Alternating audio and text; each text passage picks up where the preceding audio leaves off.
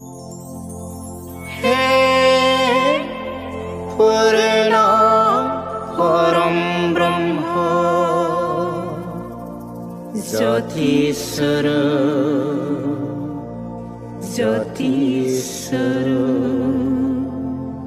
गुण असेल, जहा ज्ञान असेल, जहा ज्ञान असेल, जहा शांती असेल, जहा बोलणं, जहा ज्ञान, जहा ज्ञान, जहा शांती नाही. 그 미터기하는지 묵는 아미케 암설 아무가 그 마그레 성하나 그런 것이라고 하는 그 아람 것이 그래서 아르비니 옷이 뭐라마 아라마 먹는거나 안 먹는거나 하야마 마오마오가 아마르 물기 그리베 와이스 그리구나 하는 내가 성르고 건가봐야 성르친들 정도는 걸고 오는 거 성르친들 또 하나 되는 가운데 곳에 모호라마, 수고라마. 제발신 정을 가운데 곳에 모호고 그리고 문당아 우리신 바람으로 다나 배서로 집으로 정신에 나타내는가. 어떤 또마라 바로로 계사가 내가 본능 건도 마음에 심지 버리나 또건 또마라 그러면 그 속에 본능도 마음에 다루나 심지 버리나. Tapi kena jeng pertama orang itu serta jeng berumur arba'in tahun, mahu hari tanando. Ini oseh kuai mahu kau jeng dari karam untuk mostor, pemen kamu harus mensiapla, jeng hendak naharla, jeng perumur kita segera kembali untuk ujimaku, senang hatar naik nuannya.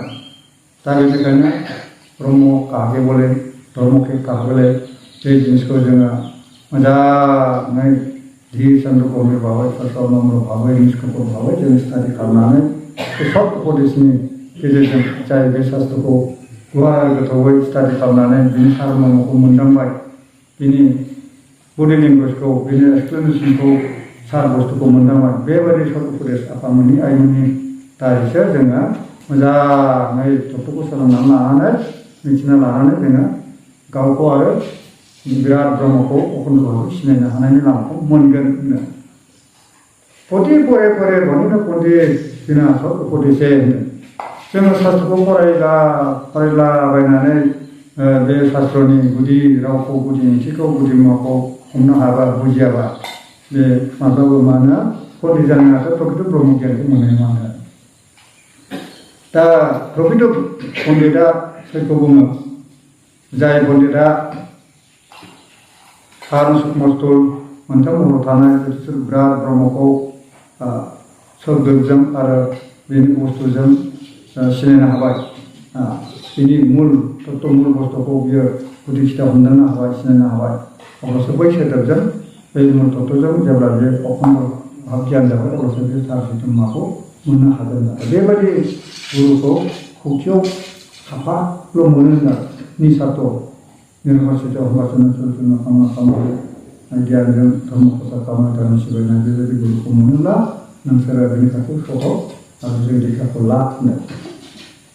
Pani biar sange guru kurusin ke nih. Mungkin dari guru napa maja mikro koran dari guru napa. Guru ko kamu napa maja misne nih. Be guru napa guru kita guru dia na dongna dia ni satu nama dia kamu itu nama nih itu maja ini व्यक्तिगत अपने background को मनुष्य ने बनाओ दे लौकिक को मतलब परंपरा बेने पाए व्यक्तिगत को आदमाने ला जब लक्ष्य ये भीतर बाहर कर्मनि उज्ञान कमसी को करगा ये आदि सोचो को सबको ओंकार विष्णु अपने देवता जन्म को सिने नाने एक मात्र बिनी के जैसे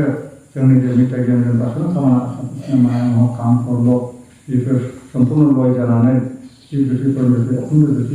अखंड भाब जानानै जिउ बिमाखौ मोननो हाबाय बेफोरनि आबुं महर दिदोमै थानो हानाय जे बिद्या बे बिद्याया जोंनाव दंना गैया बेखौ जों स्टाडि खालामनानै नायग्रोनांगोन हायो मानो होनबा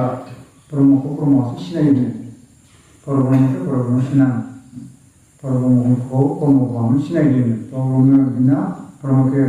सिनायदेबा ताहाके पाइबा कुनु क्षमता नहीं है परब्रह्मनि अनगायै ब्रह्मखौ सिनायहोनायबा सिनायनाय गोहोआ रावहाबो गैया ब्रह्मखौ मोननांगौ ब्रह्मआसो मोनहैयो दा बेनिखायनो ब्रह्मखौ मोननांगौबा जोंनो साथि लौकिक गुरुखौ नांगोन जाय लौकिक गुरुआ सब उपदेष्टाया सैतन्य बादै खुनु असत बुस्थुखौ गाव फोथाया आरो गुबुनखौबो फोथायहोआ बेबायदि सतगुरुखौ मोनोब्ला अति दुर्लभ दा बेबायदि सतगुरुनि खाथियाव नोंसोर सोलों लानानै बे आदि बायदि गुरुखौ नोंसोर ग्रहण खालामनानै बे परम ब्रह्म बेखौ मोननायनि हाबा आखाइ सिबिथाय बे मोननाय हाबाखौ नोंसोर मावलांबाय था होननानै दा बेहायनो फैयै ब्रह्म सभाया जोंनो मोनसे गाइडलाइन होलांखादों बेनो जाहैबाय सानफ्रोमबोनि हासार गोनां हाबा जाय हाबाखौ मावोब्ला अराय गोथार अराय गोथां अराय समनि हासार गोनां हाथा सैथो मुवा जिउमा बेफोर बिराद ब्रह्म बेखौ मोननो हायो नैबे मोननायनि जे लामा साबिखाथि बेखौ ब्रह्म सभाया सानख्रियानि प्रथम पृष्ठा प्रथम पातावनो बेखौ रनसायनानै खालामदों आरो बेनि मुङानो जाबाय सारनित्य दा सारनित्य काहाके बोले होनदों आरो सानफ्रोमबोनि हासार गोनां हाबाया माखौ बुङो होनदों जिनि शुद्ध चेतन जाया गोथार गोथां पुण्य कर्म ज्योति स्वरूप आबुं गोदोम जन्म सैत्य महर दिनि सा बेनो हासा एवं दिनि नित्य आरो बेनो सानफ्रोमबोनि अरायथा नित्य शाश्वत वास इज उइल बि बुंबाय थायो थाबाय थादों ताहाके पाइबार जन्य बेखौ मोननो थाखाय प्रतिदिन जे क्रिया करा जाय सानफ्रोमबो जाय हाबाखौ मावनाय जायो एवं जे कार्य करिले आरो जे हाबाखौ मावोब्ला सारनित्य बस्तु सानफ्रोमबोनि हासार गोनां मुवा परमात्माया प्राप्त हुआ जाय जिउमाखौ मोननाय जायो ताहाके सारनित्य क्रिया बोले बेखौनो सानफ्रोमबोनि हासार गोनां हाबा बुङो जे हाबाखौ मावोब्ला निरंकासिते कामना कामरहि जानानै जोङो कर्म त्यागी कर्म सत्य त्यागी संसार माया बन्धन मुक्तकारि जानानै हिन्दु मुस्लिम ख्रिस्टान बिरतरि गियानजों एकमति एक जानानै हिंसा ग्लानि निन्दा प्रहंसना रहित जानानै जे हाबाखौ सानफ्रोमबो मावोब्ला सानफ्रोमबोनि अरायथा हासार गोनां मुवा बेखौ मोननाय जायो बेखौनो सानफ्रोमबोनि हासार गोनां हाबा होननाय जायो এইরূপ ক্রিয়া বিচারপূর্বক করা আবশ্যক बेबायदि हाबाखौ सानै हयै बिजिरनानै मावनाया गोनां जे क्रिया करिले जाय हाबाखौ मावोब्ला व्यवहारिक पारमार्थिक उभय कार्य उत्तम रूपे असहजे निष्पन्न হয় जाय हाबाखौ मावोब्ला आखाइ आरो सिबिथाय बे मोननैबो हाबाया मोजाङैनो आरो गोरलैयैनो जाफुङो बेनिफ्राय मा जायो अभिष्ट फल धर्मथ कामख मोनब्रैबो इष्ट फलखौ मोनो प्राप्त करे বিচারপূর্বক সেই साननित्य क्रिया करा उचित बेबायदि हाबाखौ एखे बिजिरनानै सानैबो बिसार खालामनानै मावनो गोनांथार मावला मावलि बन जाबनायफ्रानो जाया प्रसादफ्रानो थिग नङा सुगुनिफ्रानो थिग नङा जोंनि गोसो गोरबोआ ध्यान धारणा साधना खालामनाया निष्ठा भक्ति सहित नङा बे मावनांगौखौ मावदों होनांगौहाय होदों बेदोलो जुदि साननानै होदोंब्ला मावदोंब्ला मा जागोन बे जोंनि मावनाया मावबानो जागोन आरो बिसारखौ बुंदों बे नित्य धर्मखौ मानो होयो मानो मावो बिनि मा प्रसाद होनांगौ बेफोरखौ माबायदिखौ होनांगौ जोङो माबायदि मा होनो आबान खालामनांगौ माबायदि मन्त्र उच्चारण खालामनानै प्रसादखौ होनांगौ ध्यान धारणाखौ साधनाखौ बोरै खालामनांगौ माबोरै ज्योतिष बिराद ब्रह्मखौ उपासना खालामनांगौ मानो बिराद प्रयान खालामनांगौ बेफोरखौ नैबे जोंहा मैया बारग' नेहाथारि आफाया जोंनि मेरु आफानि बारग' नेहाथारिया एसे मोजाङै क्लियारै बुंदों बे क्लियारै बुंनाय बेखौनो ट्रेनिं होदों बे ट्रेनिंखौनो जोंनि धर्मनिफ्रा फार्स्ट बेखौ मोनग्रोजेननांगौ आरो बे जिनिसखौ जों प्रसादफ्रानो मोनग्रोनांगोन बिसोरनो बे बिथिङाव आखा फाखा जाग्रोनांगोन बेनिफ्रायसो बे जेसेबां भक्तफोर दङ बे आफामोनखौ इसोरमुखि ब्रह्ममुखि अग्निजों निष्ठा भक्ति प्रिति सोमजिहोनाय जे सुद्रनिफ्राय द्विजनिफ्राय बिप्रनिफ्राय ब्राह्मणनिफ्राय सयनास नैबे स्टेज वाइसै केटेगरि वाइसै लांनायनि जे गोदो गोदायनिफ्राय बैदिक जुगनिफ्राय बे रिति नितिया दंखायो बे खामानिखौ पन्साफाया न'खराव थानानै मावनो हायो आरो दा बे खामानिखौ जोङो मावनांगौ दुलाराय जेसेबां ब्रह्म भक्तफोर दं बे खामानिखौ मावनांगौखौ बे सिस्टेमेटिक मावलांनाया दिनै फैलार जादों बेनिखायनो दा जोंनि ब्रह्म भक्तफ्रा आन्दायनानै दं आरो बे सैथ' बुस्थुखौ मोननायनि बाहेरा जानानै दं आरो ओरैनो बिसारपूर्वक मावनाय जायाखै आरो जोंनि मावनायानो जायाखैबा जों भक्तफोरखौ बोरै बिसारपूर्वक मावहोनो आरो बिसोरखौ सिला नोजोर होनाय जायाखै दिक्षाखौ होलाबायदों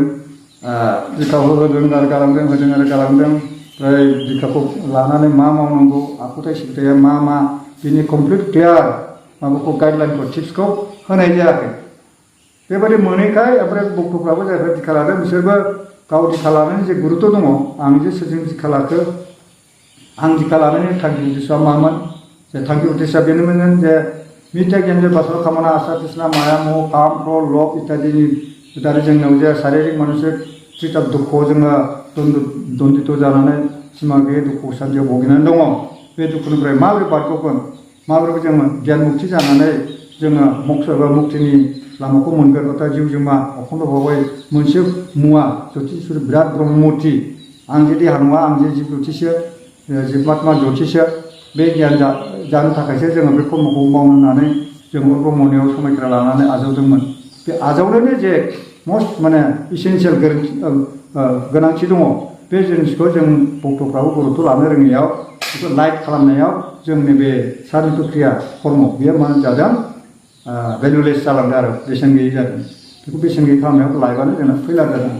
दा बेनि थाखायनो बिसारफोरखौ मावनो थिनदों दा बेखायनो बेनि सायाव काउन्सिलजों सावरायनाय ट्रेनिं बे मस्ट इम्परटेन्ट जाना फैदों जाय खामानिखौ जोङो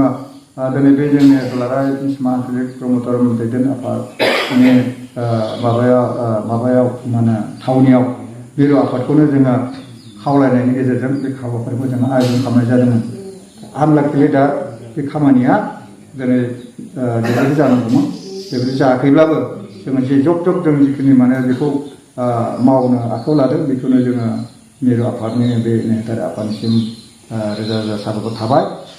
इन फिउचाराव जाहाथे बे कर्मखौ ट्रेनिं होनायखौ जाहाथे गुरुत्व सहकारे सिला नोजोर होनानै बे ट्रेनिंखौ लानो थाखाय थाम थिम खालामो बेनि थाखाय आफादनिसिम खावलायखानाय थाबाय যেমন অন্ধকার দূর করিতে দিয়াশলায় ঘর্ষণ করিলে অনায়াসে অন্ধকার দূর হইয়া আলোক প্রকাশিত হয় जेरैब्ला खोमसिखौ होखारनो थाखाय बै जोंफ्रुतखौ सलायखौ हुखाङोब्लानो अर ब्रह्मआ ब्लाव जोङो जेनेबा खोमसिया खारो ओमफ्राय स्रां जायो অন্যথা জল বা বরফ ঘর্ষণ করিলে কখনোই হয় না बेनि अनगायै दै एबा बरफखौ जोङो सलायबाथाय हुखाङोब्ला मालाबाबो बियो अर जोंनाय नङा आरो खोमसिया स्रां जानाय नङा केवल परिश्रम सार হয় মাত্র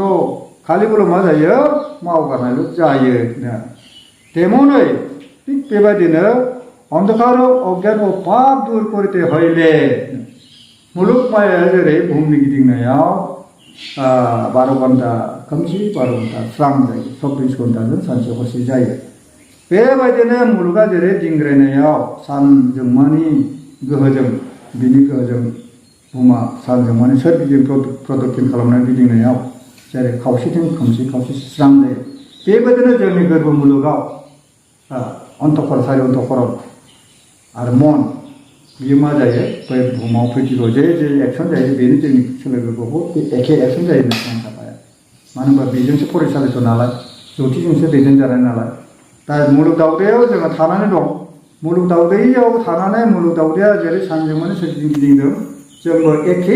रोखोमै मुलुग दावदैयाव थानानै सानजोंमानि सोरगिदिं गिदिंफागासिनो दङ नाथाय जोङो आननन जोंखौ मिथिया उनाव खालामनो हाया जे बुहुमा जे गिदिंगासिनो जों गिदिंफादों बेखौ जों मिथिया खालामनो हाया मानो होनबा बिमानि गोरबोआव थानायनिफ्रायनो जों बेबायदि गोरबो मुलुगाव थानायखाय बे ज्योतिनि सिङाव बारनि सिङाव थानानै जे बारा जे ज्योतिया जोंखौ साग्लोबनानै दं बेखौबो जों मिथिया मानोना जों सृष्टियानो जन्मआनो बिमानि गोरबो सिङाव थानानै बे थखाथि जानायसो जन्म जानायसो जेरै नाफ्रा लैथोआव दै सिङाव थायो दैमा दैनि लैथोनि दैया जे नाफोरखौ जन्थुफोरखौ होसिनानै दं साग्लोबनानै दं बेखौ आन्दाज मोना बिसोरनो क्रिएसन होनानै बिसोर सृष्टियानो दैनि सिङाव जन्म जानायखाय बिसोरबो बे थासारियाव थानायखाय बे एखे रोखोमैनो बिसोर आन्दाज मोना थिग बिदि बारा जोंखौ होसिनानै दं गेलनखि गेलन टनखि टन बारा जोंनि होसिनानै बेखौ जों आन्दाज मोनो जों बारनि सिङाव थानानै जन्म जानाय ज्योतिनि सिङाव बेखायनो नोंसोरो गुबुन नङा ज्योतिनि अन्तर्गतआवनो दंखायो होननानै बुंदों पुराण साफाया जों ज्योतिखा लाइटखा स्पिरिटआनो जोंनि देहा मोदोमनि भितरे बारै सारनानै दंखायो आन्दाज मोना आरो जों जे बुहुमाव थानानै बुहुमनि सोरगिदिं सानजों माने सोरगिदिं गिदिंफागासिनो बेखौ जों आन्दाज मोनाखै आरो नाथाय साइन्सआसो बेखौ मोन्दांथि होदों जोंनि गोरबो मुलुगाव बुहुमाव जेरै खोमसि आरो स्रां जायो बेजों जोंनि गोरबो मुलुगावबो अज्ञान खोमसि जायो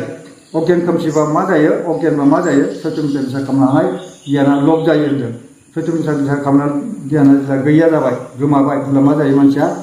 मा होनो लबआव थाङो होनदों लबखौ जेब्ला मोनाब्ला खामानि खालामनोब्ला खरस जायो खरस जाबायब्ला मा जायो होनदों सत्य मिथ्या बिजिरनो हानाय गोहोआ थैयो होनो गोथै जायो अज्ञान जायो आरो जेब्ला सत्य मिथ्या गियाना गोथै जाबाय बिसार गियाना एखेबारे लब जाबाय गोमाथारबाय मा जायो जाहा हिसाब थाहा खर थाबाव थाङो थाबानो थाब दुखुआव थाङो होनदों जे कर्मखौ मावनाङा बेखौ मावो जे कर्मखौ मावनांगौ बेखौ मावा अपोजिट जायो जोंनि एक्सनफ्रा नै बाहाय जोङो थाब जायो जोंहा दुखु जायो थाब माने थाब दुखु होनो आगोन आफाम मा थाब आदित्य थाब आदिभक्ति थाब बे थ्रि थाबानो बे मुलुग ब्रह्माण्डआव जिउ जिबिखौ अब्लाबो बेंख'नानै दं आरो जोंनि सोरगिदिं बेखौनो माने असुरफोर दैत्यफोरबो होनना बुंदों जोंनि बे अन्धकरना महन बुद्धिसालि अन्धकर बियो माने बडिगार्डफोर बायदि बे मना राजानो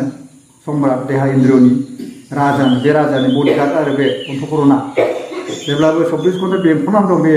सारि अन्धकरना बे मनखौ बे मनानो राजा नालाय अर्डार होगासिनो ऐसा करो इधर जाओ उमुक खाओ ऐसा करो नै बेबायदि मन किसु अन्य मनुष्य हইলে কোনো কিছু বোঝা যায় না मनानो देहा इन्द्रनि राजा नालाय बे देहा इन्द्रखौ बे मना सालायगासिनो बे असुरफोरजों मोदायफोरजों दावहा नांनाया लैथो सानायनाया लैथो सानाय होआखैबा फुरानाव बियो जोंनि सोलेर गोरबोआवसो जायो इन्द्रियावसो जायो बे जोंनि इन्द्रियाव जानायखौनो बे पण्डितफ्रा बेखौ भाबार्थजों बिराद सुन्दरै सागर मन्थन खालामनाय बेखौ दिन्थिदों आरो दा बेखौ पण्डितफ्रा सिफायनानै होयैयाव बा कालक्रमाव बेखौ सिफायनानै होनायफोरखौ गुप्त भाबै दोननायाव मा खालामदों पण्डितफ्रा बेखौ गफ'नानै दोननायाव बे भक्तफ्रा अज्ञान जादों जेरै दा नै दुर्गा फुजा जादों दुर्गा माता माखौ होनो बे दुर्गा मातानि 10था आखाइया माखौ बुंदों बे 10था आखाइनि 10था अस्त्र माखौ बुंदों नैबेफोर सिंह माखौ होनदों बै मैसोआ माखौ होनदों बिनि गासिबो तत्व दं तात्पर्य दङ फरमसा आफाया बेखौ गासिबो माने एक्सप्लेन खालामना होजोबदों आरो बुस्थुखौ सिफायना होलांदों दा बेखायनो जोङो बे शास्त्रखौ फरायनो रोंथारनांगौ ओमफ्राय उपदेशफोरनिफ्रायबो बेखौ मोजाङै सोंनानै सोलोंनानै लानांगौ आरो कालिनि तात्पर्य दुर्गानि तात्पर्य सरस्वतीनि तात्पर्य लक्ष्मीनि तात्पर्य ब्रह्मा विष्णु महेश्वरनि तात्पर्य गासिबो बिनि तत्व मिनिङा दंखाजोबो फरमसा आफानि शास्त्र बिजाबाव राम माखौ होनो लक्ष्मण माखौ होनो सीता माखौ होनो युधिष्ठिर भीम अर्जुन नकुल श्री कृष्ण माखौ होनो गासिबो फरमसा आफानि शास्त्र बिजाबाव दंजोबो आरो फरमसा आफाया एक्सप्लेनेसन खालामनानै होलांनाय दंखायो दा बेफोरखौ जोङो स्टाडि खालामनांगौ ओमफ्राय सावरायनांगौ आरो बेनि सायाव